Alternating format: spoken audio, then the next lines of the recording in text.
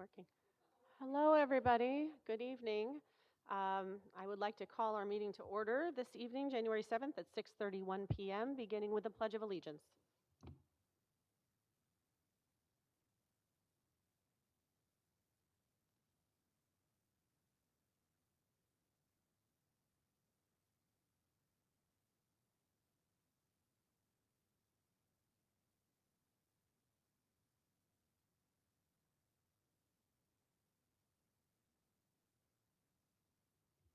Okay. Am I on? Yes, we're good. All right. As you may know, if you've come for the last few board meetings, we as a board are recognizing students whose contributions or achievements are outstanding, employees who go above and beyond, and community members whose generosity is appreciated. So this month, excuse me, we are pleased to recognize Mrs. Waltz, and those that helped to put together the Veterans Day Assembly. Mrs. Conover received a beautiful letter, and I would like to read it just because I think it's so lovely, and I think you will as well. So I'm going to read this letter that thank you for sharing this, Mrs. Conover, from Dominic Mascherone, who has a granddaughter in the elementary school. He writes, Dear Principal Conover, as the grandparent of Gabriella Mascherone and an Army National Guard veteran, I would like to take this opportunity to acknowledge and to commend the administration, staff, students, parents, and volunteers who organized and hosted the heartfelt Veterans Day recognition ceremony at your school on the morning of Friday, November 8th. The ceremony catered to veterans of all ages and branches of service, and it was a pleasure getting acquainted and speaking with fellow veterans in the library prior to the ceremony kicking off. This was the second Veterans Day recognition ceremony that I attended at Duanesburg Elementary School. It was sincere, organized, and well-planned. I am comfortable in making this statement and observation based on the hundreds of observances, events, and ceremonies of all kinds that I have attended during my 47 years of service in both municipal and statewide law enforcement. The ceremony stands at the top of the list of being overwhelmingly thoughtful and genuine in its gratitude shown and felt by all of us in attendance. The hours of planning and preparation for the ceremony was also evidenced and noticeable to everyone, with letters from students read and distributed to all attending veterans, and the personalized songs by your student body in a heartwarming show of appreciation and gratitude for all those who have or are currently serving in all branches of the military. It was also a warming touch to acknowledge and show photos of your proud Duanesburg High School graduates currently enlisted and serving in the military. After enjoying the delicious refreshments and snacks served in the library, I had the opportunity to visit my granddaughter's classroom. The students were allowed to ask questions about our military service. We were happy to share our unique stories with them. Best regards, Dominic Mascherone. So I just felt that that was something that everyone should hear, and not that just those of us privileged to have received a copy. And I also wanted to just mention that our Delancey Fire Department hosted the Toys for Tots train in early December, and that was super fun and very well attended, I understand. So thank you to them. They really are pretty active and do a lot for us. So anybody else have anything they wanted to mention? Okay. All right. All right, moving on. Any questions or comments or discussion items for tonight's agenda, or any change? There's no changes since the ones that you mentioned to us yesterday, right? Okay. All right. Yeah. Okay, so now we go to the next one? Right. All right, so next item is resolved upon the recommendation of the superintendent. The Board of Education approved the agenda for this regular meeting. May I have a motion? I'll motion. Thank you, Lissa. A second? I'll second. Thank you, Francis. Comments or questions? All in favor? Aye. Aye. Any opposed? Any abstentions? Okay. Celeste, do we have anybody signed up? Okay. Next section of our agenda is for public comment. We did have a sign-up sheet, but is there anyone in the audience that had wanted to speak but didn't sign in? Okay, this is great, guys. We're going quick. All right, next item. Resolved upon the recommendation of the superintendent that the Board of Education approve the minutes of the regular meeting on December 3rd, 2024. May I have a motion? Thank you, Tony. A second? Thank you, Sarah. Comments or questions? All in favor? Aye. Any opposed? Any abstentions? I abstain. Okay. So our next item is just new business discussion, things that are sort of in the works, things that we need to talk about and think about as far as it impacts our students.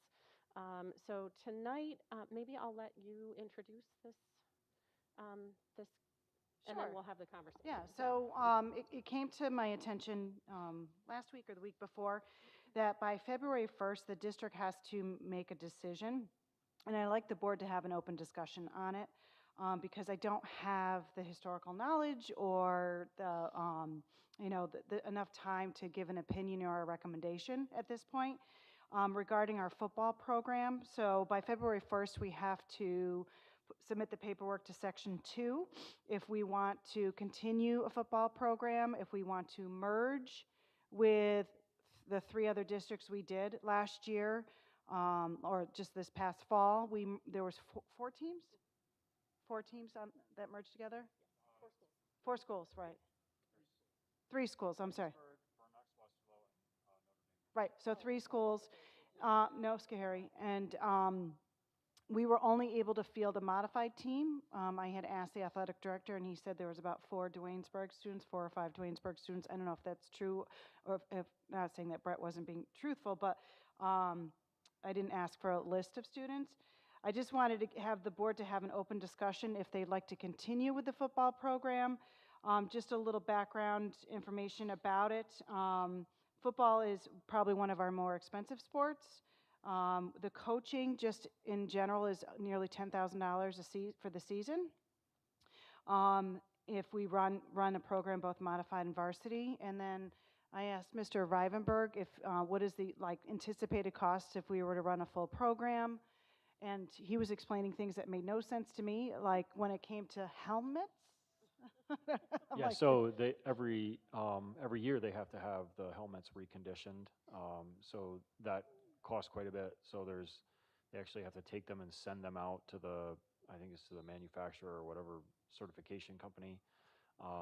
So, on any given year, you can see expenses for football, for those kind of things, anywhere from like $7,000 to maybe $10,000 or $11,000 a year. But it all depends on any supplies that they have to buy, or the conditioning of how many helmets have to be conditioned. Also, some helmets actually have to be replaced because there's a certain actual lifespan on helmets.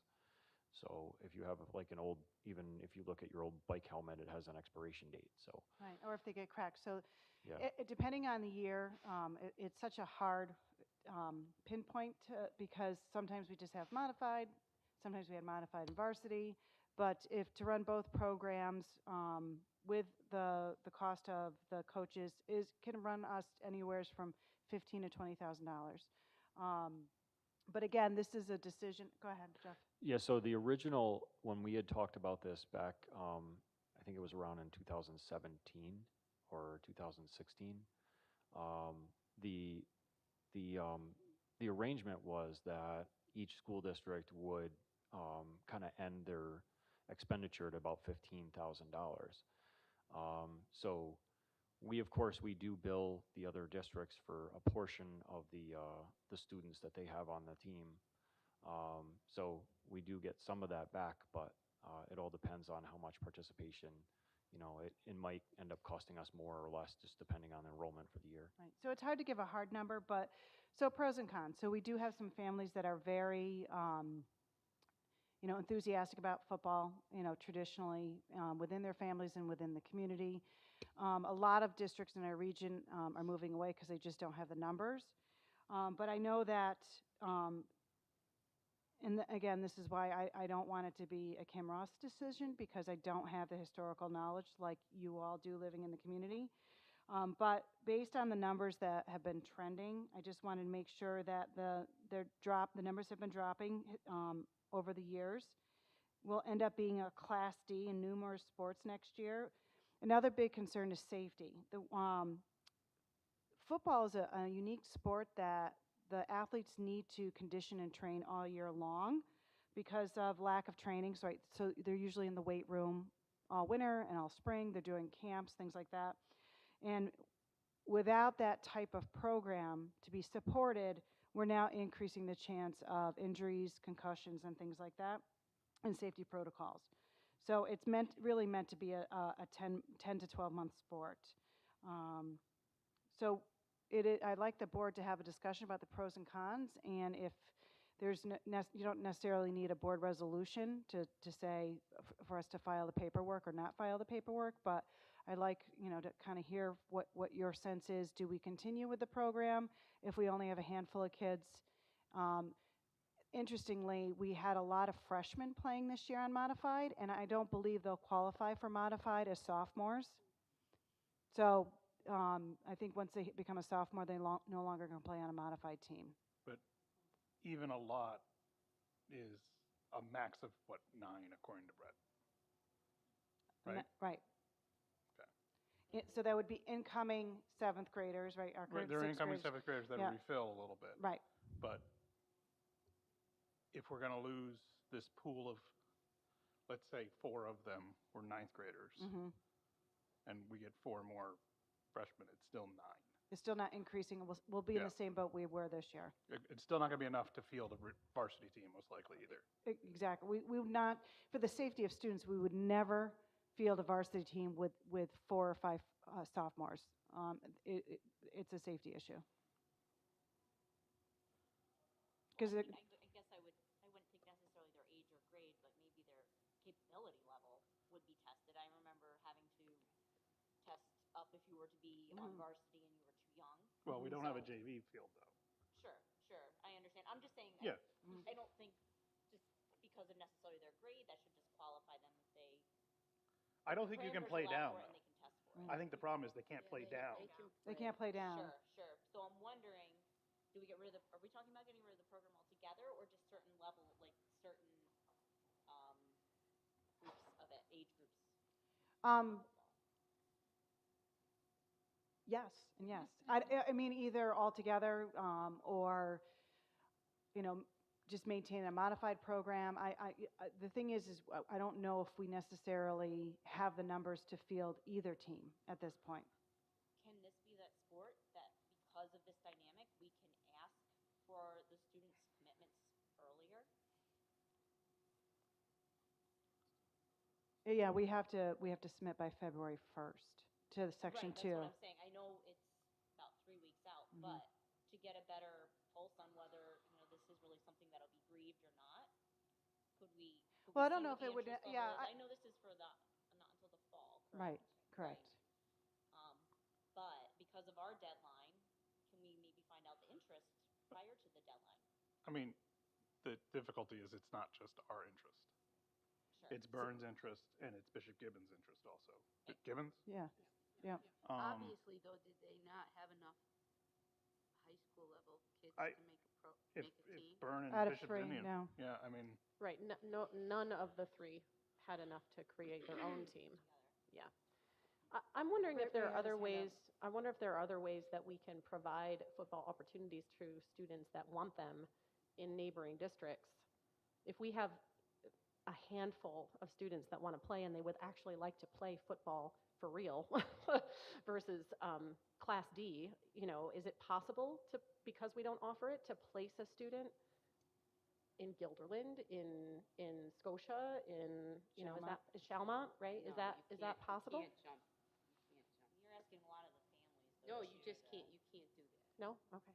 I know that we have a neighboring district with our wrestling program that did not want to be officially titled to Duanesburg, but they send a handful of kids here to wrestle. So I'm not sure. Again, this is my blind spot. They did exactly what we've done. Is they're joined together. Right, so what I think Melissa's asking, is it a possibility for the handful of our kids who want to play, do we merge with a bigger district like Shama or merge with Scotia? I think that's what that's Right, what yeah, you're I guess asking. that's what I It's gonna mean, be the yeah. same kind of thing, right, Jeff? I mean, Right, but then we wouldn't monetarily, Yeah. you still have wouldn't to come necessarily, up with So money you're gonna end up paying per student. per student. Right. So you're Okay. gonna have a cost that's, I mean, a football program, again, is more expensive. Right. So you're gonna pay that more expensive per student ratio, And I don't even wanna, if that was allowed. I'm not sure that that's even allowed in Well, a yeah, bigger school I think district, what I too. was thinking It's a is, different class school. right, Right. so when we put together Helderberg, right, then it's clear that that's made up of 3 districts. Yeah. What I think Kim is saying is that we have some kids from another district, but they don't ask to be called Dwaynesburg / whatever. Like, we Right. call our soccer team the Beagles because it's Dwaynesburg and BKW. Bulldogs and Eagles, am I right, Deck? Right, so, but it's very clear this is multiple schools together, whereas we've got kids coming here wrestling for Dwaynesburg Wrestling, and they haven't asked us to But change it the goes name to of it, Waynesburg right? Schoharie. yeah, It does? it Okay. is Dwaynesburg Never Schoharie. Okay, okay. Yeah. Is there one more thing we should consider is Class D sports are dwindling, and a lot of them are consolidating. That leads to less games during the season. Should we just consider that? If there's only like 6 games versus 12, maybe this is another point of sort of something that we should look at, and having fewer students, because there is, Class D is not a real, well, it's not a big, it's shrinking, especially with all the consolidation. So I think we have to consider that as well. That's a But- great point, and I don't know if Mrs. Marvin can remember, I think the modified had four games. Was it four games total this season? And And I played football for Bishop Gibbons, so So- I loved it. It's hey, It's not that I want to see it go, but Mm-hmm. we have things to consider. That's a lot, you still have to go through all of the motions, whether you All play of the 12 motions. games or 3 Right. games, we the still field have to. still needs to be Yep, prepped. right, and. We hold the Right. field? Right, Uh, yes. for home yes. games, yes. Yeah, for home games. Okay. yes. So we still have to have a field ready to go. There's some transportation involved, no matter how many games there Correct. are. I know Bishop Gibbons is new to the group. How many kids did they have? That is a private school. How many of those parents were excited about coming to Dwaynesburg from their Actually, I don't homes? know, did he And mention how much? Yeah, he didn't, no. I wish, I'm just- yeah, and yeah. I can find out and let the board know. yeah, I mean, we do have till February 1st to decide, so I can ask that question. And then, Sarah, I'll ask that question as well about kids committing. The thing is with kids, they'll say, yes, I'm all in, Yeah. and then. I realize that, but I'm also coming, thinking about timelines and cutoff. As far as budgetary wise, like, this is still in our budget to carry this program yet, correct? Well, we haven't adopted the budget for next year, so, Right, we're thinking Yeah. forward, okay. and this So would be this, we do need to decide now. So if we do look towards not having these options either altogether or parts, that would be something that would be probably extraordinarily difficult to like readopt at some point in the future should we have more interest. Yes. Probably. I'll answer that for you. Yeah. probably. I'm just Because it thinking was with a like the, difficult thing to get in the beginning. yeah, I mean, it was whatever year it was. I don't even know. I think it was around Gary 2016, and that whole group. 2017. Did- Yeah, I mean, 16. Yeah, because it was right around, it was when. I thought it was before that. It was when Chris Crowley was here, Yeah. and I had just started, so it would have been I think the thing that 15, 16, 17-ish. kind of twists it a little bit in my mind is at the same time that we've been talking about, football's been dwindling down to 9. A couple years ago, we had a lot of excitement about lacrosse and like families and stuff being interested in sort of transporting to Voorheesville or Bethlehem in order to participate in lacrosse. yeah, this So, is kind of where my concern It's, is coming in. the winds of change are happening, and I don't want to tie us in necessarily in case there are other opportunities. I know lacrosse is, I think, a spring sport, but, yeah. And we still don't, we're not equipped for a 12-month sport. Well, Every I mean, sport is a 12-month yeah. sport if you look at it that I- way. Training, Yeah. It's we're a- not equipped for Division I. We have No. like a few Division I people, period. Yeah. So that's, I mean, it's an enjoyment. Sports here I mean, for kids even to our be community, involved though. and enjoy. Do we even have a club football team out here? We have soccer. We have um, wrestling. We have swim again. Basketball. We don't. The community doesn't even have football anymore as a feeder to our school program. But also sports is something that colleges look at as well. Mhm. We have to keep that into consideration. So what's the balance? So, we keep soccer, sure. Should we try to keep football as well? So these are all things that we have to consider, plus the $11,000 to $20,000, a year, and we have 4 kids and at $3,000 worth of equipment and stuff to repair every year. So this is a real delicate balance that we have to consider because, like Tony said, once it's gone, it's probably not going to come back. Now, question is if we decide now that we're going to carry on as is, and then come April, we discover that we just don't have the funds, and that makes the most sense, we're still in that position of having a difficult time bringing it back, yes? Or would it just be not budgeted for that year? So I'm going to play devil's advocate. Good question. Because again, I don't have the historical knowledge, and the board knows athletics is my blind spot. I go to the games and I have to ask, what does this mean?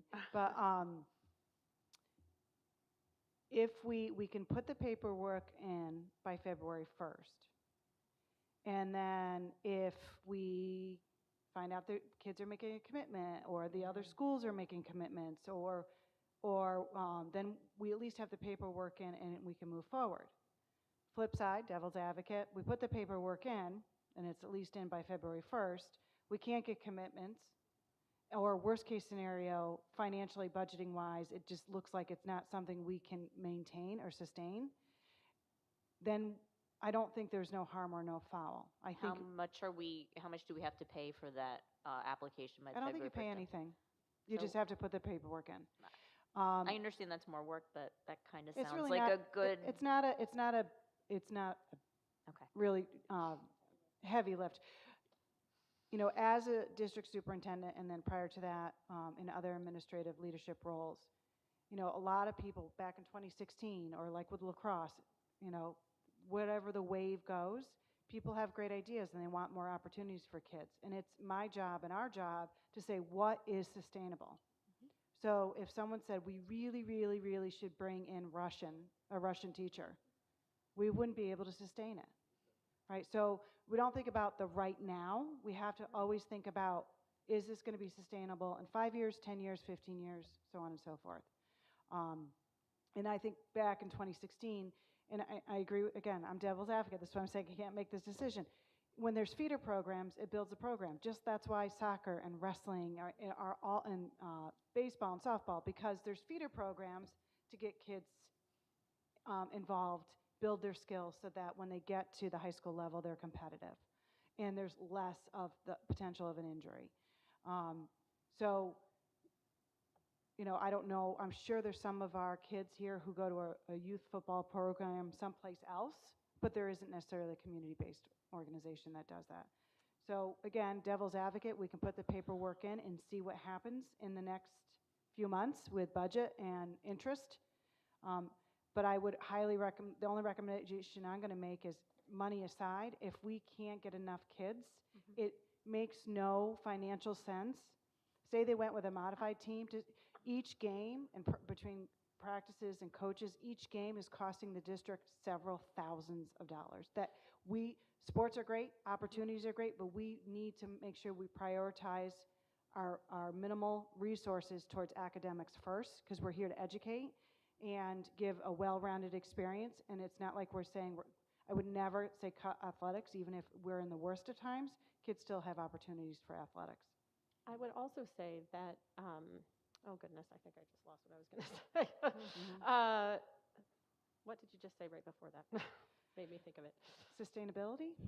Yes. Oh, so we have a policy that states that for use of our facilities by an outside organization, for instance, at least 50% of the people in that, let's say it's a scout troop or what have you, have to be Duanesburg students in order to do that. So if we're fielding a team that's a third Duanesburg, and the rest, other people, we're providing opportunities for other students, for other district students, not for ours, or not for the majority of ours. So, and I think that that's just, again, something like if we can field half a team or more, then okay. If we can't field half, we don't even let an organization use our building if at least half of the people in it are not from Duanesburg. So, from a consistency standpoint, it's something to keep in mind. So here's another brainstorm. Let's just say football goes by the wayside. Could we possibly bring in lacrosse and do this similar thing with, because, I see young people out here with the lacrosse stick, and I'm thinking, do we have a team? We don't. The problem before was competition. Yeah. There's no local competition Okay. for Not lacrosse in our in class, size. not in our Right. class. Okay. I mean, there could be the potential to do, because lacrosse is in the spring, and we don't want to pull away from our baseball, softball. Baseball, right. But you could do, very similar like what Mackenzie's doing, a club. You could Right. do a lacrosse club. We could consider doing a football club. I Right. mean, something that isn't necessarily that where we have to merge. There are options. But I think that if it's no harm, no foul, and I'll double check with Brett, at least if we submit the paperwork and we make a decision down the road based on finances and interest and longevity and policy and all those other variables we have to consider, I think that is the safe route right now, and then we can go from there. I would like to also be transparent with the other two schools. Yes. Right. This is Yes. pending Yeah. X, Y, and Z considerations. Yes. Right. We're saying yes for now, but we can't guarantee that we can carry on with this. Also, just so we have a data point, just so as we're talking about sustainability, Scoburg football was formed in 2012 and played its first JV game in 2013, or played its first varsity game in 2013. And then Byrne joined in 2014. So this is a 10-year-old program. Right, Just and now as- Schoharie does not. Schoharie has so- not been in a while. In the first year, they had 23 kids, and that was the largest roster I could find. I thought they were.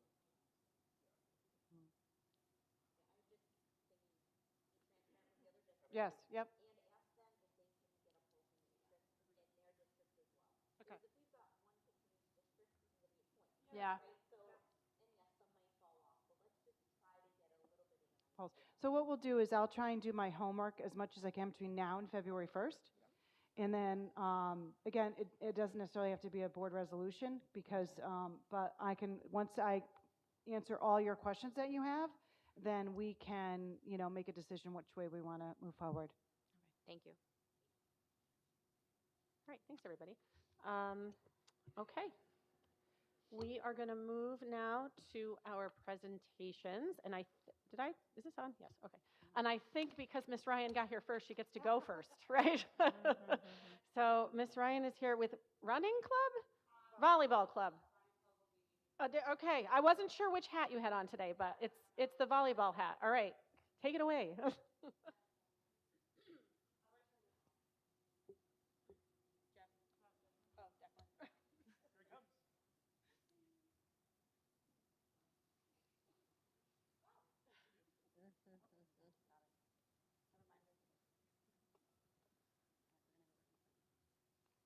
All right, so I'm here on behalf of the elementary school volleyball club. This was started last fall by Ryan Patry, and I took over. I'm here with two of our youngins, Ashley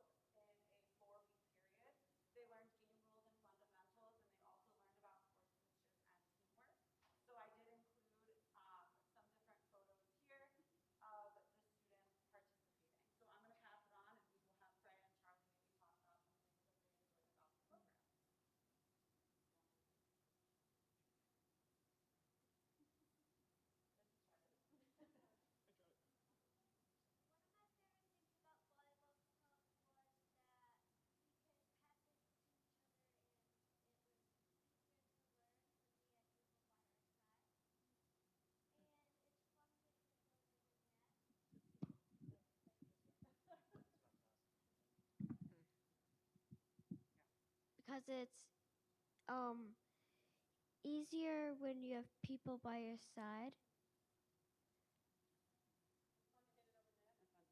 Yeah, I was trying to get her back on track.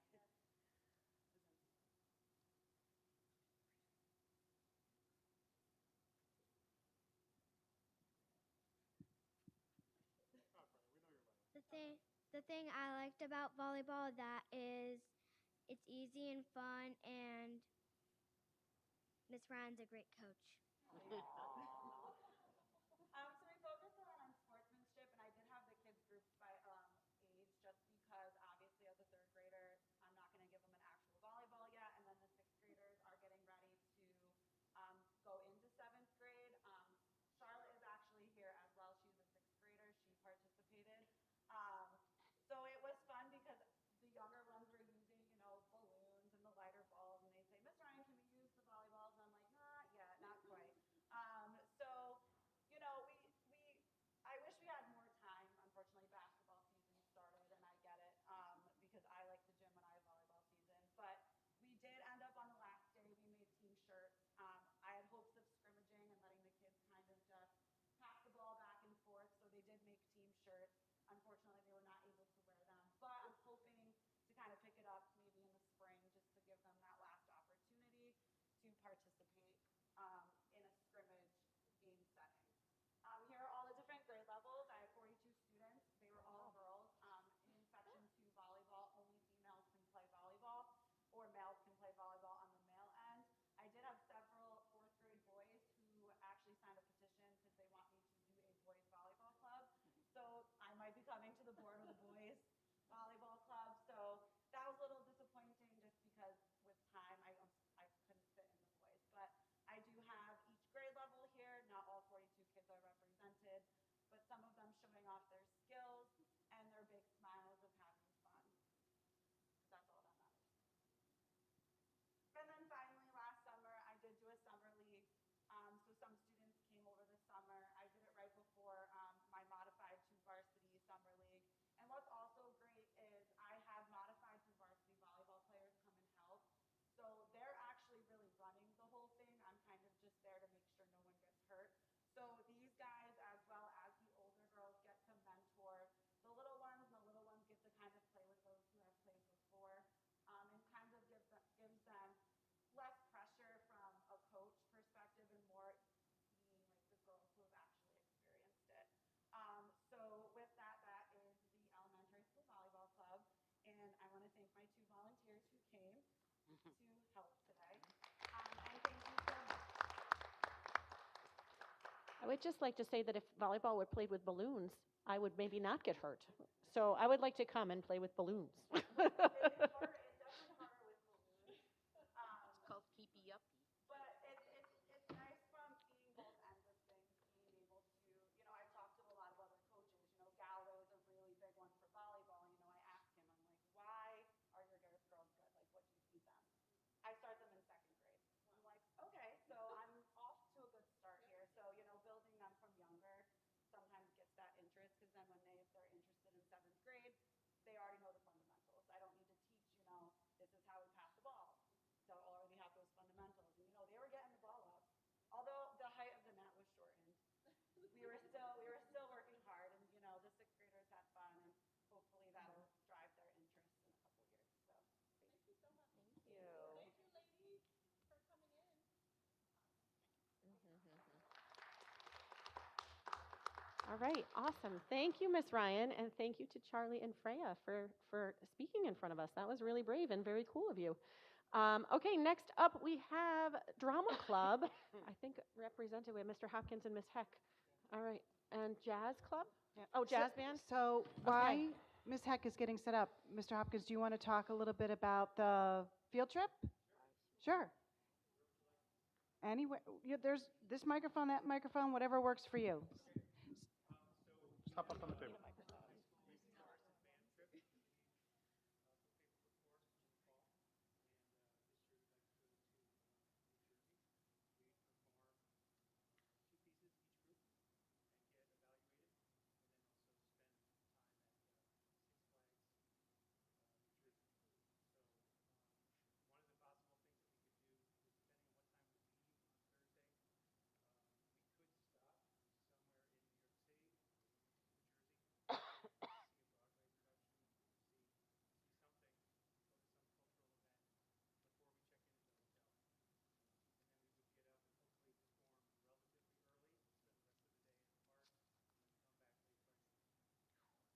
sounds like a lot.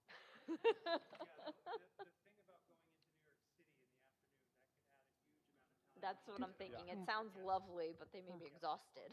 Mr. Hopkins, the audience is waving because they can't hear you, so can you talk into the microphone?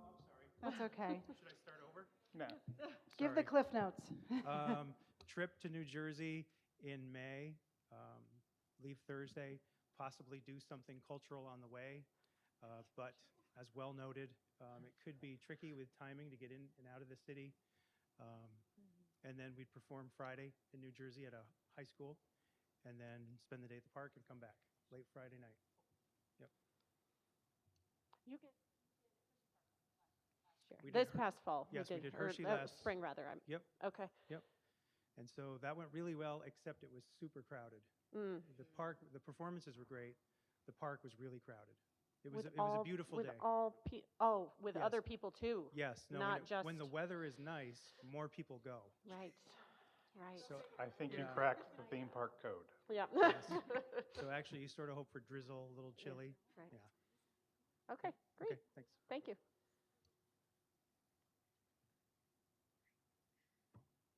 Okay, so I guess I'm talking to my microphone, but I'm kind of loud anyway. So, for any of you who don't know me, I'm Lindsay Heck. I am one of the music teachers up here at the high school. I actually go down to the elementary school as well. But I am one of the co-advisors for our drama club. I have brought some friends with me to help me out. I'm gonna try and let them take the reins and not talk too much myself. But I will tell you who these wonderful people are that came to help me out. So we have Lorelai, our president of Drama Club.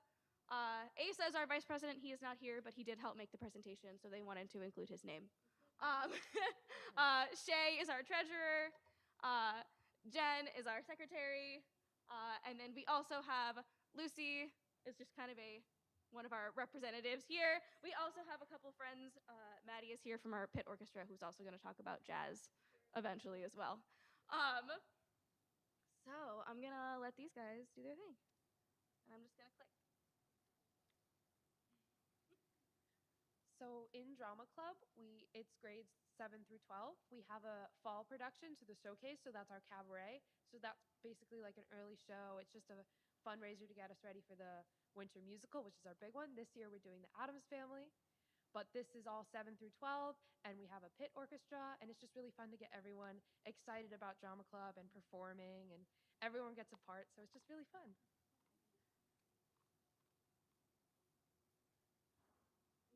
So last year we did The Wizard of Oz. Here are a few pictures, and yeah, it was really fun. I guess I can explain some of the pictures. Who did you play, Lorelai? I played Dorothy. You can see me in the top corner over there holding the dog. That is Mr. Hopkins' dog. His name is Tibby. And yeah.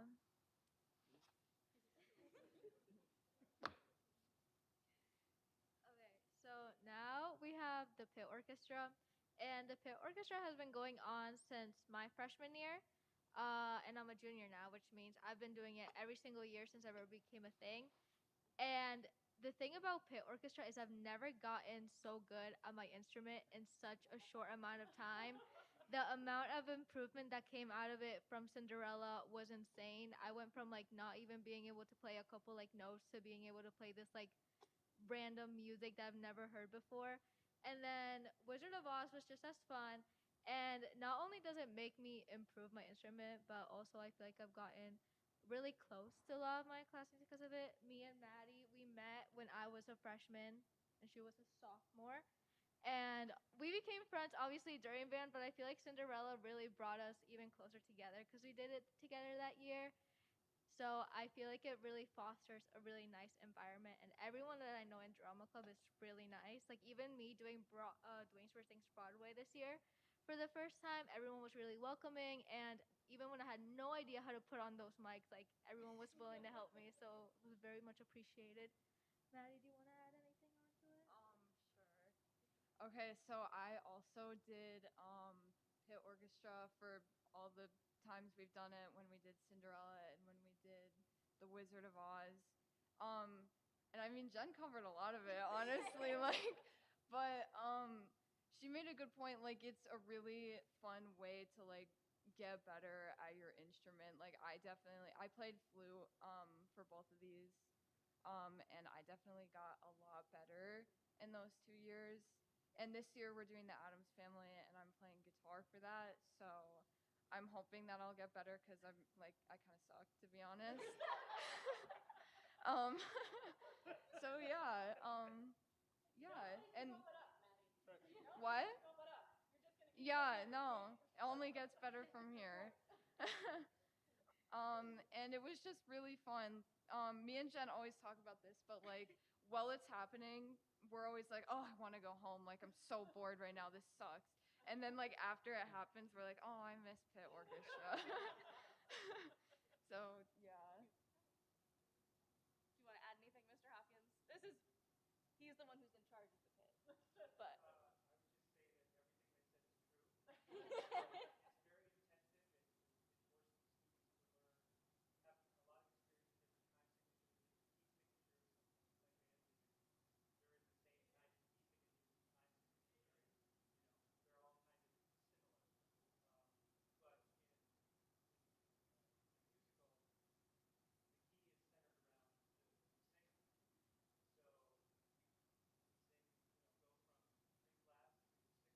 signatures, they learn tempo changes, how to watch, how to listen. It really is intensive, and it's great for the kids. One of the things I like best about it too is you bring in community members to provide a backbone. Well, we have to because some of the Right. Right. Absolutely, and I'm not saying it's for support, but it also allows them access to more than just their peers, people that know their instruments, and that's really great. Cool things last year was Nathaniel Lynn's grandparents played the pit orchestra with him. So that's and I don't know if his grandpa passed away after the play, but so that's a great memory for him as a student to have both his grandparents in the pit orchestra with him. Because there's no place else that nobody got. And it's cool too because we had a harp player. So I've never even conducted a harp player until last year at the pit orchestra. So violin, violist, get under their skin a little bit, get them up to speed. All right, so Dwaynesburg Sings Broadway is our fall showcase that we do. Typically, what happens is Miss Heck picks out a bunch of songs from Broadway productions and then pairs like groups of us or like soloists together, and then we all sing the songs for you, just like on stage. We do some fun little choreo and stuff. And then our finale song, we typically have like the seniors and or juniors, this year at least, pick out what song we're going to do, and it's just really fun because it gives us another opportunity to do drama club stuff during the fall instead of just the spring musical that we have. And this is the first year that I did it, but I had a lot of fun with it, even not really fully knowing what it was going into it. And I think that Miss Heck is a great director when she like does all of this stuff for us and just like is awesome. So yeah. I have something to add to that too. I promise I didn't tell her to say that. Miss Heck, this was her idea. It's really great and adds some money into their bank account. Um, I'm hoping to bring back the talent show. Remember when Mr. Norton was here? We had a K through 12 talent show. And so I'm hoping April that will work and we'll get lots of people. And that's going to be instead of she did it as a fundraiser for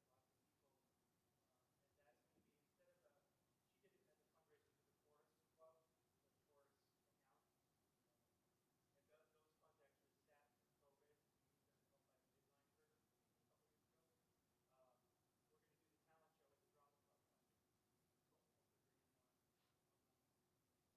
bring in more money. Well, because and one of the main reasons that I wanted to start this fundraiser that we do in the fall is because we don't have like sets and costumes and props, so we don't have all those extra expenses, and we don't have to buy the rights to a musical. and it gives the kids another opportunity to sing. And it also gives a chance to showcase some of our younger performers. I think some of our 7th and 8th graders that don't always get the chance to get those bigger roles in the larger musical. And it gives them a chance to have solos and be featured.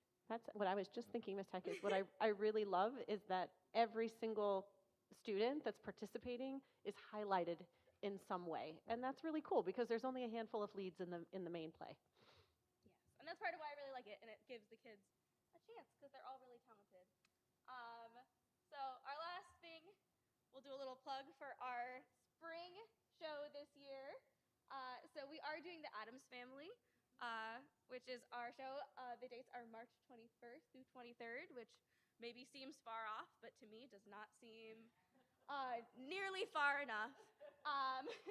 So we actually just started rehearsals. We had our very first rehearsal today after school. Some of these guys have been stuck with me all afternoon. And we just started today. We had a really good turnout this year.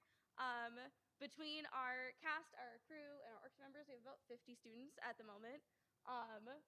And I know there's always more kind of crew members or people that come in and help. We try to involve as many students as we can. And yeah, and it's going to be a great time. You should all come see the show. All these guys are in it. They'll all be there. Yeah. They're great. All right. Thank you. Can I just add one thing? I'm kind of a ringer when it comes to set design and stuff. So give me a call again this year.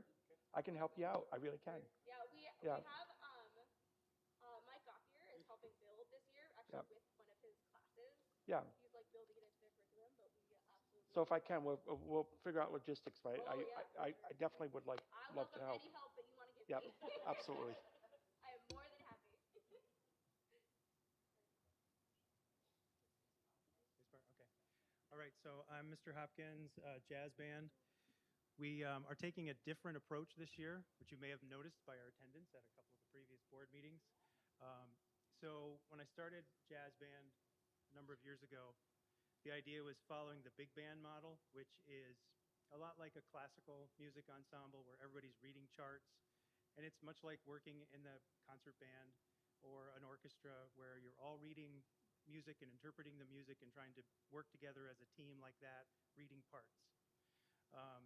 So that's a really cool element of jazz, that it's like those ensembles. Well, another really cool part of jazz is that there's this oral tradition where people play by ear. You go to New Orleans and nobody reads music. They're all just playing by ear. It's an oral tradition. And it's challenging to, in a club amount of time, to really balance those two things and bring those two things together. And so it's been this sort of thing in my mind for years, like how do I balance these two things? And it's really difficult people dedicate their lives to learning how to improvise jazz. So I decided this year to shift the focus and move to more of the oral tradition, where we play by ear, we learn how to improvise, we learn the tools for listening and transcribing, the scales, intervals, all those types of things that go along with jazz improvisation. And so we removed it from the concerts and are looking for places to gig. So school board meetings seemed like a good place. The timing works out, the stage is right here. You get to hear what we do. And so the goal for moving forward, a couple goals. One would be to find other places to perform where we can take our show, which right now is only 2 pieces, but build upon that and have a book of tunes that we can show up in any sort of size or combo. If you have drums, bass, piano, guitar, and 1 horn, you can go out as a quintet or a quartet. You can have 20 people and play like a big combo. So you can do it in any number of ways. So that's really the one big goal. And then maybe at some point down the road, merge the big band and the improvisation together and try to somehow balance both out and have the whole enchilada. Yeah. So we have some pictures from our board meeting in October. And so we have jazz band members here. Maddie plays guitar in jazz band. Lorelei, I convinced to sing because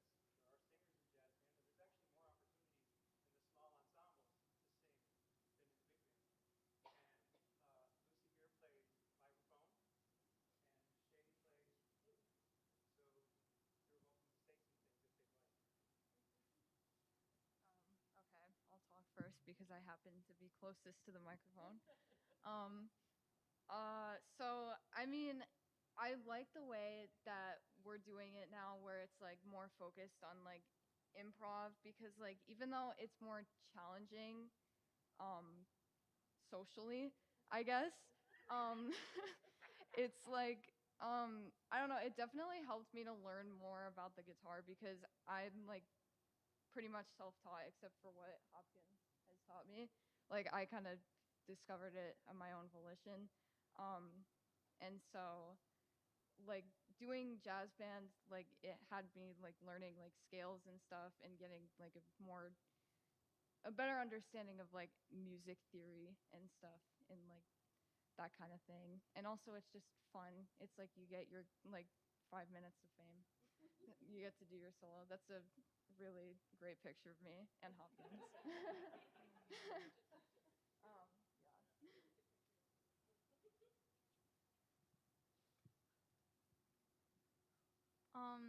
Yeah, I never thought that I would be singing in jazz band. I never thought in a million years I would do that.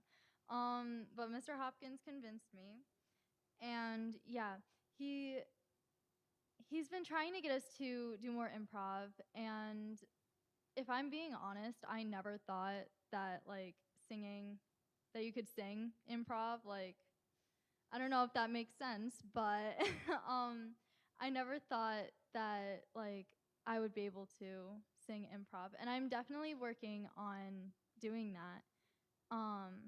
So yeah, it's definitely an experience, and it's really fun. So. So I play vibraphone. I do a lot of jazz improvisation. So as a part of that, I'm also in the rhythm section and I do improvisation. So I get to do a lot of different stuff. And when I've been playing bells now for like 3 years and starting jazz, it was like learning a whole new instrument because it was all, and I play without music. So this is all just memorization. It's like muscle memory at this point.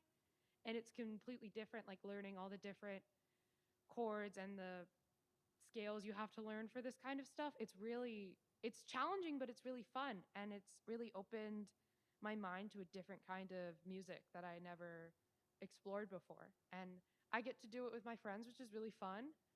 And it fits into my schedule well. I mean, so it's a plus because I'm already at the board meeting. So.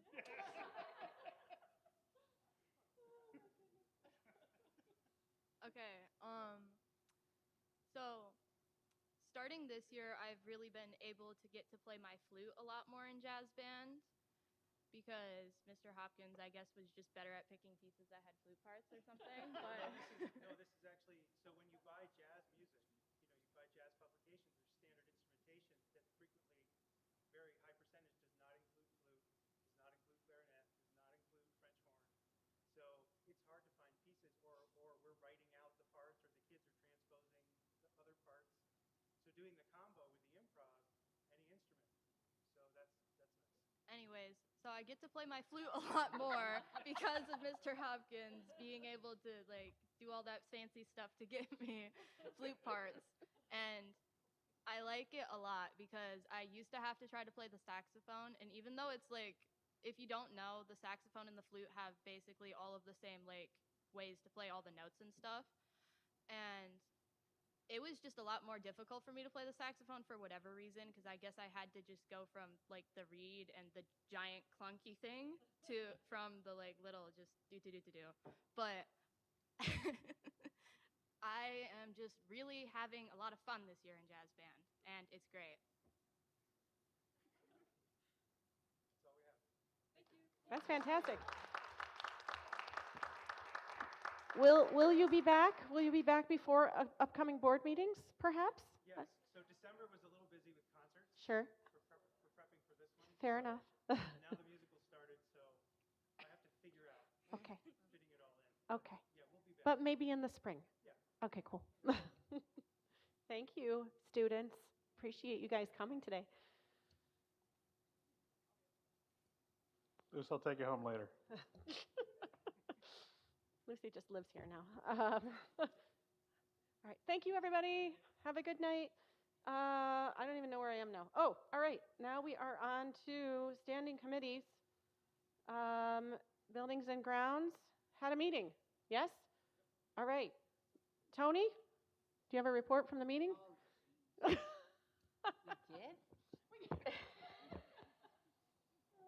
It went well. I think Jeff might need to help me on this.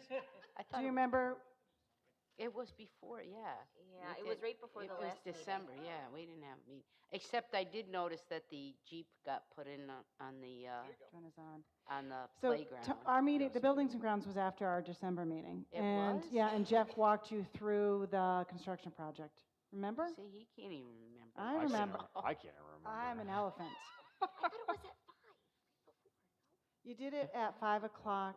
Right before the board meeting. Yeah. It was before. No, it was a little bit longer. We started at 5, but it was after the board meeting. And he walked you through the new construction project and the renderings. Do you remember that? No.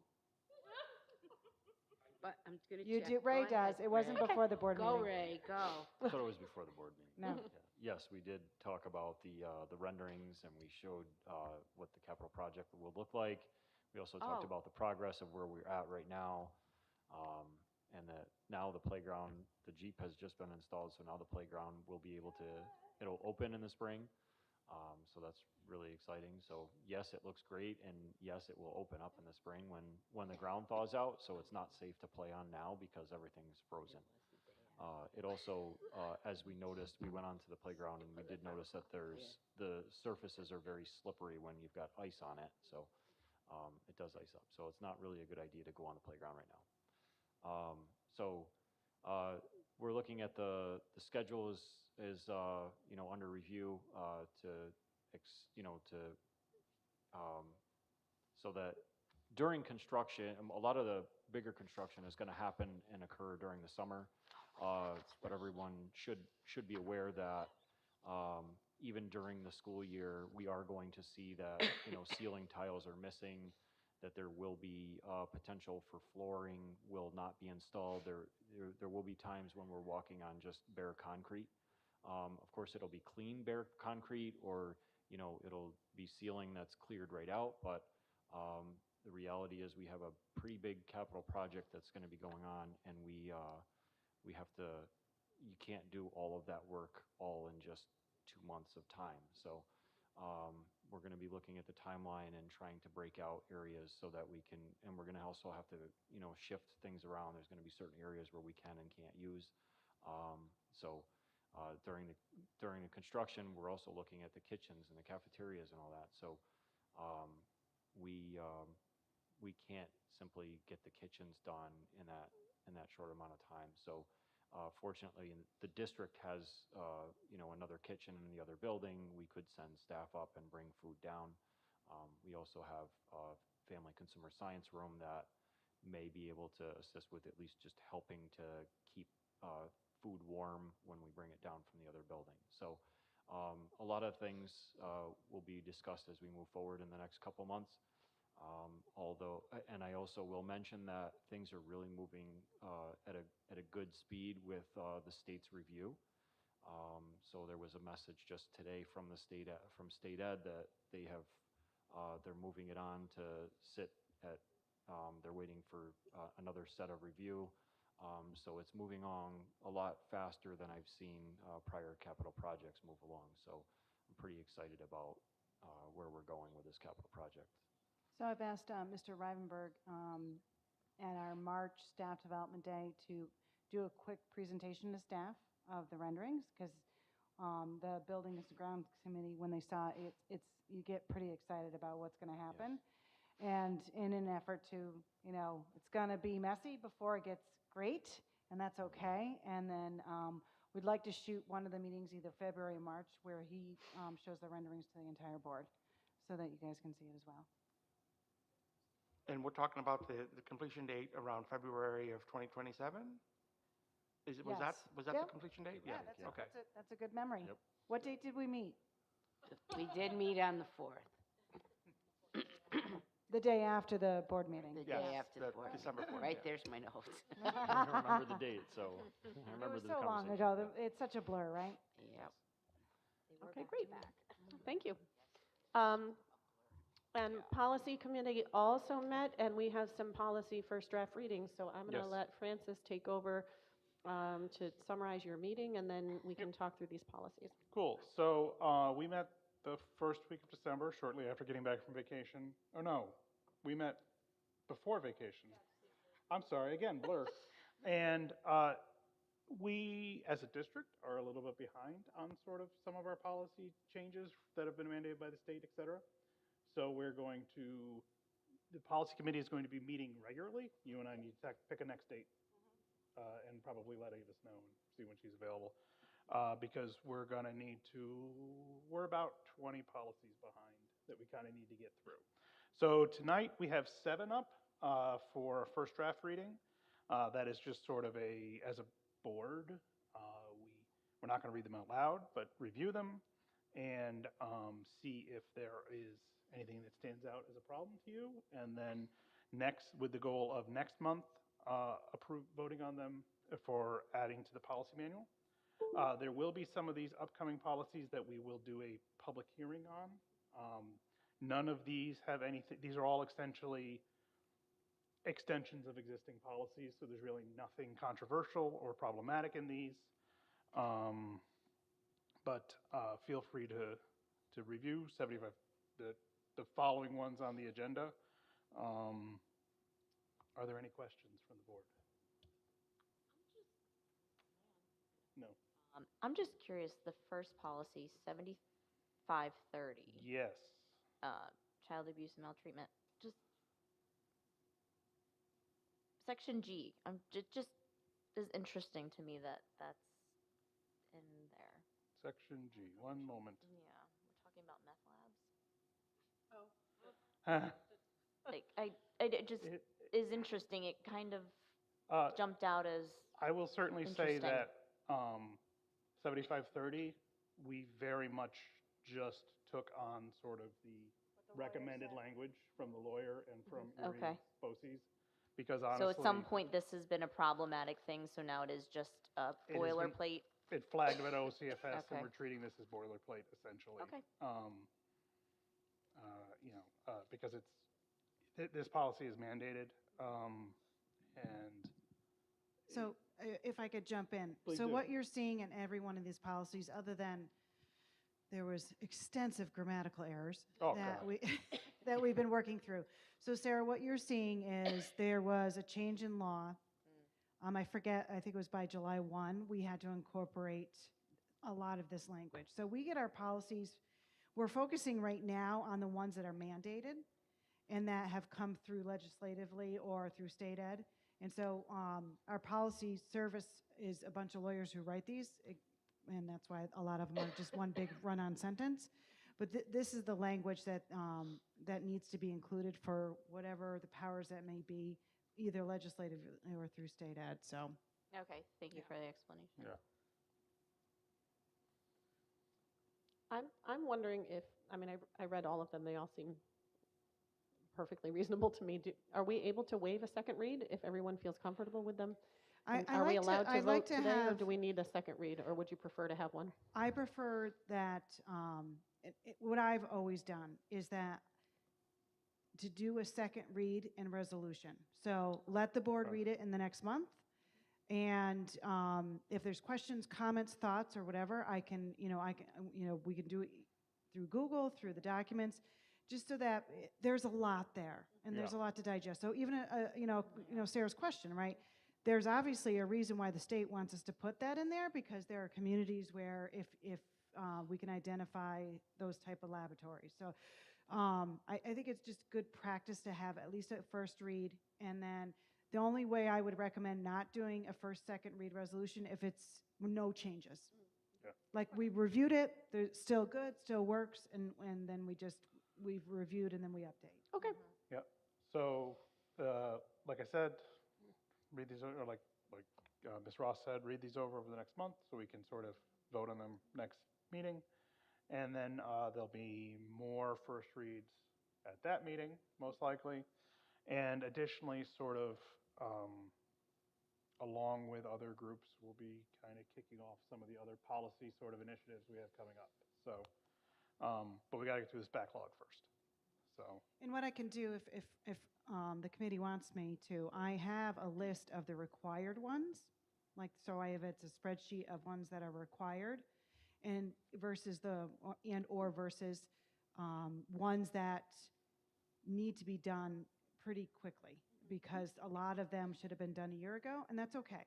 we're on the that policy, list. The policy police is not knocking at our door, but we'll work hard in the next few months, get caught up as much as we can. You know, and I'm also of the mindset, I had a meeting today with the Schenectady County Superintendents. They came to Waynesburg today. And we were talking about policy, and there is actually a real shift. Once we get caught up, I'd like the policy committee to realign their focus of less is best. Sometimes districts get caught up in the weeds with policy, but if there's legislative and or state ed regs on something, there is no need for us to have a policy. Yeah, I actually find that that's problematic, because we have situations then where our interpretation of the law written into policy, obviously the law always wins, but it creates a situation where there may be. It does.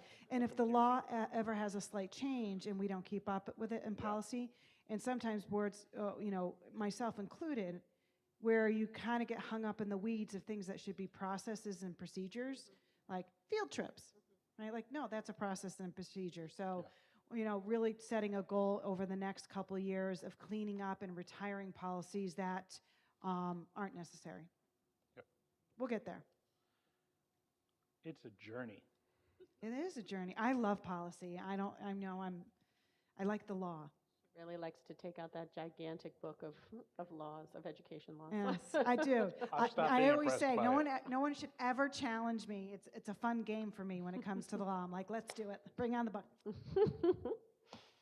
All right, very good. So if you haven't gone through these already, please do, or review them once more so that we are prepared to vote on them at the next meeting. And then that moves us to agenda item number 7, which is our superintendent report. Hey, Jeff, can you turn the screen on? Or Declan, turn the screen on, please, and thank you. All right, while he's doing that, really quick, other than I had promised that I would do a very brief on the Blue Ribbon Commission and the Portrait of a Graduate, but the only other item I need to tackle with you guys is I want to schedule a community forum, and I would love if the board took part and help myself and the leadership team run little smaller circles based on 4 topics. So let me explain more. Like, instead of doing 4 different community forums, have 1 community forum, have 4 stations. People pick the 2 stations that mean the most to them, and with myself and the leadership team and a board member. I think it's powerful if the board member and a leader is together, that they can facilitate a small group. The 4 topics are cell phones, because we know that that's coming down the pike. We want feedback from our stakeholders. Code of conduct, because the policy committee really wants to do an overhaul with the code of conduct. Middle school planning, we're moving 6th grade over. And I want input from our community about what that looks like. It's not just geography. We actually had a few meetings already with internal stakeholders, and at some point we are going to want external feedback. And then also the Blue Ribbon Commission, Portrait of a Graduate. What does that mean? What does it look like? Things like that. So sometime in March, I like to shoot for towards the middle to end of March. So you're going to see, I want to touch base with my leadership team as well to see what works for them, but then also touch base with you. So it'll be in your weekly update. And when I talk to them to see when their availability is versus your availability, it's probably going to be like an hour-and-a-half long community forum, where the first get people in the auditorium, tell them what's going on. Here are the locations of the different facilitated workshops, and then have them pick 2. They'll go through probably 20 to 30 minutes of this small group, and then they'll get up and they'll move to their next one that they choose. And then obviously we'll give feedback out at the end for folks who couldn't, maybe there was 3 and they can only attend 2. So please keep an eye for that in this week's weekly update so we can get that on the books and start promoting it to our community. Okay. Blue Ribbon Commission and Portrait of a Graduate. So this had come out.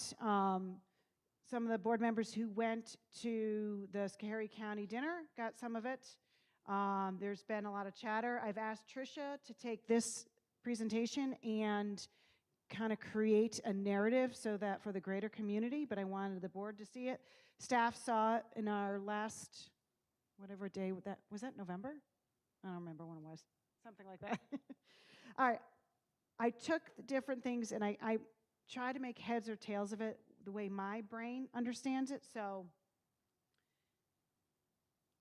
it doesn't want to work. Okay, the finger works. There are 4 transformations with the Blue Ribbon Commission. Adopt a New York State Portrait of a Graduate, redefine credits, sunset diploma assessments, and move on to one New York State high school diploma.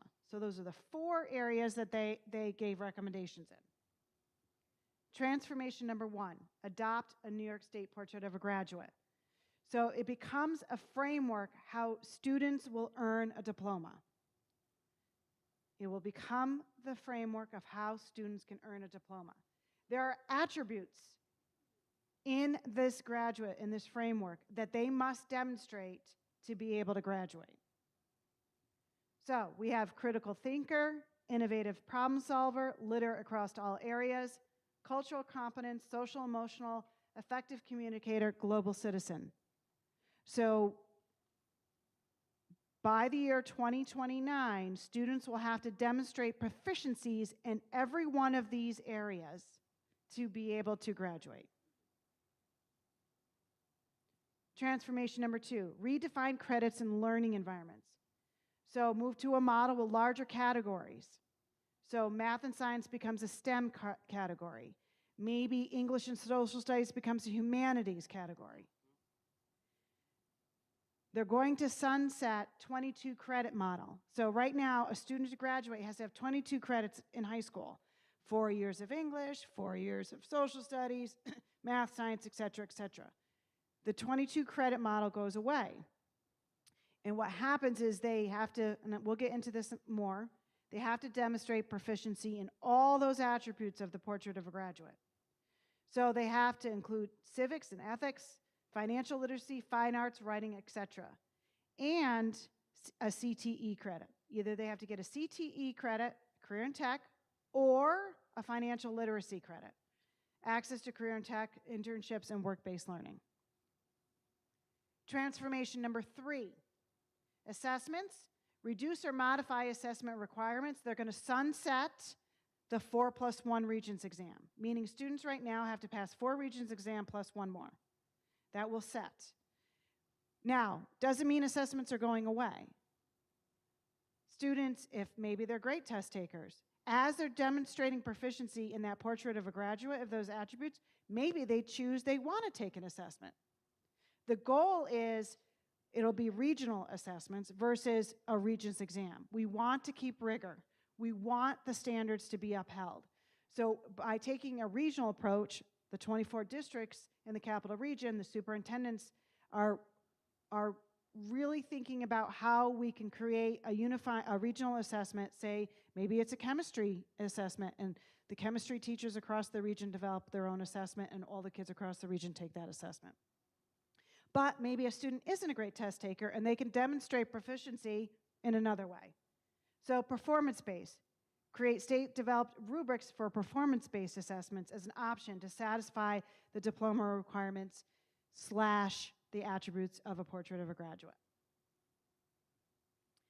Transformation number 4, move to one New York State diploma.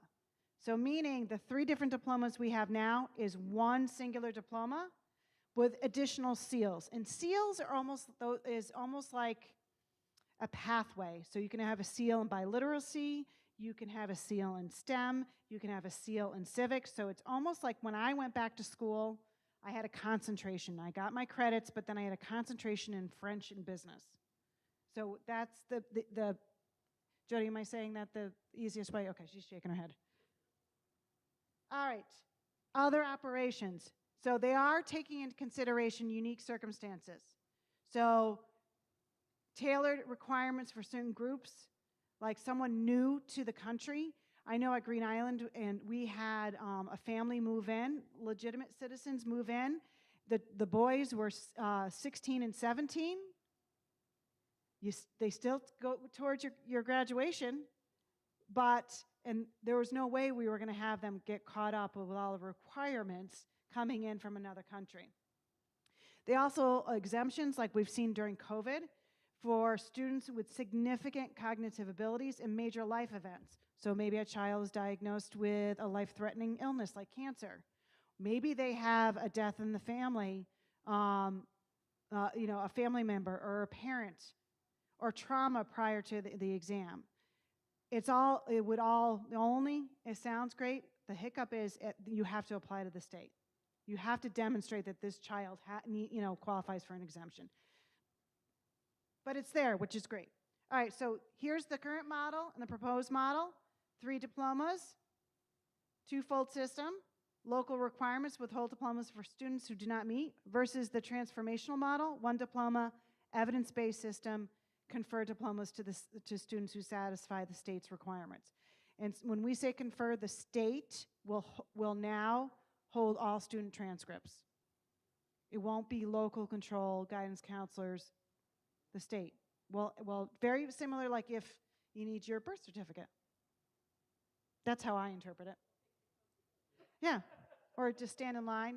Yeah. All right, here's very simple planning years, whereas fall of 24 to summer 25. That's at the planning year. Everybody wrapping their brain, taking this year. Then in the fall is installation, and I'm going to dig a little bit deeper in a minute. Phase 2 is initial implementation, so fall of 2027. Our current 7th graders, when they hit 9th grade, will be the first true phase-in. And then phase 3 is full implementation. Our current 4th graders? 5th graders. 5th graders, 4th graders, thank you. 4th graders will be full implementation. Here is more linear when we look at it, and I can share this presentation with the board when we share it with the community as well. So looking in a linear way, by the time we get to fall 2029, new transcripts with the proficiencies required, standards of portrait graduate, and new assessments aligned. So we are in the school year 24-25. They're supposed to, next fall, release details of new credit requirement. Following year, prioritize learning standards. Release rubrics for the portrait of a graduate with more guidance. And then financial literacy and climate education is going to be required. We'll figure it out. All right. Cohort, so this is kind of looking at the previous one is moving forward. This is kind of looking backwards. So cohort, the state uses cohort in the sense that a student who enters 9th grade, the year they enter 9th grade. So cohort 2023 is our current sophomores. Yes, our current sophomores. So they're going to be able to, they have all the same requirements, our current sophomores, but they may be eligible for an exemption to that life event. Cohorts 24 to 26. So our current freshmen and 8th graders will have 1 diploma. They'll still have to do the 22+1. And by the time they hit 27, the Regents exams will be no longer. Our current 7th and 6th graders, 1 diploma, redefined seals, endorsements, etc., sunset diploma assessment requirements. They're completely, Regents exams are gone. And then cohort 2029, kids going into 9th grade in 2029 is where it'll be foot to the pedal. The state actually, if you ever watch a Board of Regents meeting, a few of the regents had said they'd like to speed this up. And we're all a little like, nope. This is, to me, I know it seems like a lot. I find this really, really exciting. And I don't know if this is my background in special education, knowing and being a building principal. knowing that not all children's learning is linear. Not every child learns the same way as the next child. And the current educational system is failing so many children. And this is an opportunity for children to learn and demonstrate proficiency without having that round peg in the square hole. So I put this up in the corner, as you remember. So, for example, multiple means for demonstrating proficiency. New York State graduates are effective communicators. So, like, to check that box to be an effective communicator, one of the attributes, one student may have earned the seal by literacy. He also may have completed a locally developed capstone project, and he completed an English composition course.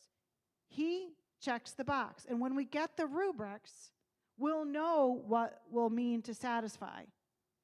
Notice he's not sitting down for an assessment. The other student, how she demonstrates she's an effective communicator is she does a CTE program. She's a great test taker, so she takes a state exam in English language arts, and then she did an internship. So she gets to check that box. It tailors to kids what their strengths are and what their interests are. So I know I went through this already with the graphic. So financial literacy, I should have put climate education. There, it will be a new course we have to develop. They're supposed to release and reformat the learning standards with guidance and more details on the credit requirements, the cohort phase-in. So this fall until summer of 2027. And then fall of 27 and summer of 29 as we slowly phase in the rest of the recommendations and sunset the official regions exams. Again, cohort students who enter ninth grade in 2029, their foot is on the gas, and it's a brand new world. Questions? I have a question. If we are doing this for the high school level, are we then reconfiguring any of the standardized testing at the elementary level? That is a great question, Sarah. And one of our teachers asked that question and made me think. No, because you know why? The 3 through 8 assessments are federal. Okay. All right. Makes sense. They're a federal mandate. So for us we get a lot of title grants. And to receive any type of federal funding, you have to have you have to have a standardized test. So 3 through 8, unless something happens on the federal level with the state education department and they make them go away, which I doubt they will, regardless of any administrative change at the federal level, it's an accountability piece. So if New York State wants to get money for its school districts, they have to have those tests. Okay. Any other questions? Wow. The teachers had 100, and I think I put them in a full panic mode. I think the difficulty is there's so much here, and there's so much that's still hazy. Without those rubrics, right? You can't even. The idea of everyone having an individualized path and needing to come up with a capstone project or an internship is overwhelming. I agree, and I think, I think I did a better job this time than I did with the teachers. I kind of reorganized and made it more condensed because I realized that without the rubrics, without the guidance, without the priority standards, and as an educator, and we all are in a panic over it, the best we can do is, okay, here's what we know. We're going to keep moving until we know more, and we'll adjust. I mean, I know that some of our staff were like, does this mean we don't need PE? Or no. Those requirements are not going away. I just think that we'll teach the courses the standards that we have, and we might have to, it almost, and I'm not saying this is the way it is, it almost feels like courses will become more like elective-based with standards. But I keep saying, everybody breathe. When we get the rubrics, I think that will make everyone feel better. When we get rubrics and the standards, then all educators, parents, community will be like, okay, this makes sense. I've had several months of trying to digest this and put my head around it, and I've probably had this presentation in 15 different ways, and this is the best way I can try and synthesize it to make it more digestible with the guidance of hold tight, we'll get those rubrics, and there's nothing we can do until then. I think as with anything, this is a major shift. There will be growing pains. We have to implement and then see where it is successful and where it isn't. And so, all of this is right now theoretical to some degree, but with the intention, and I think the intention is important, of providing better and more accommodating opportunities to students. So I'm excited to see how it goes. I think, again, there will be growing pains, but change is hard. Yeah, it really is. But here's the thing: education, and again, all the reason why everyone else is nervous and upset and concerned and worried, and we don't have rubrics. That this is a lot. I also think more globally that our education system has not really changed in 150 years.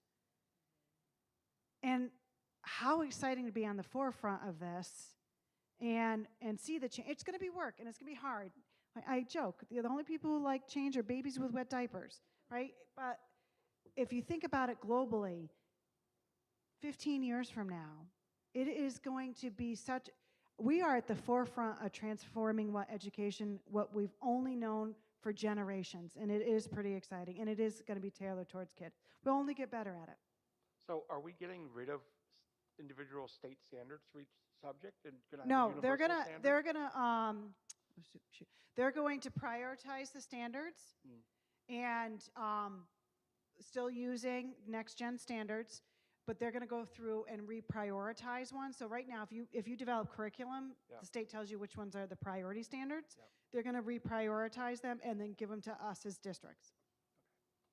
So it's still going to be standard-based instruction with next-gen standards. Those are not going away, as far as I know, and but they're just going to recalibrate. Does that make sense? I guess this is maybe more of a comment than a question, but why do you think they put this piece out without having some of those benchmarks and things laid out? Because I think it would just help people not be so concerned and frustrated. Right. I think the intent was so that people knew what was coming. And Blue Ribbon came out in October, end of September, October, their findings. And I think folks just needed time to digest. Hopefully they will, because there is some urgency on the Regents' end of it. The Regents were like, can we speed this up? So there is some urgency to, and I think they give those windows, and I hope that they'll get it to us sooner than later. I think we're seeing a massive statewide preset. Yes. In the words of, in educational terms, we're presetting everyone to be prepared. I think people have to digest it and be like, okay. Yep. Just like with so many other mandates, it's coming. We know it's coming, and we'll be telling you the how. Yeah. Shortly. Yeah. I mean, I certainly like that. There's a drift towards local with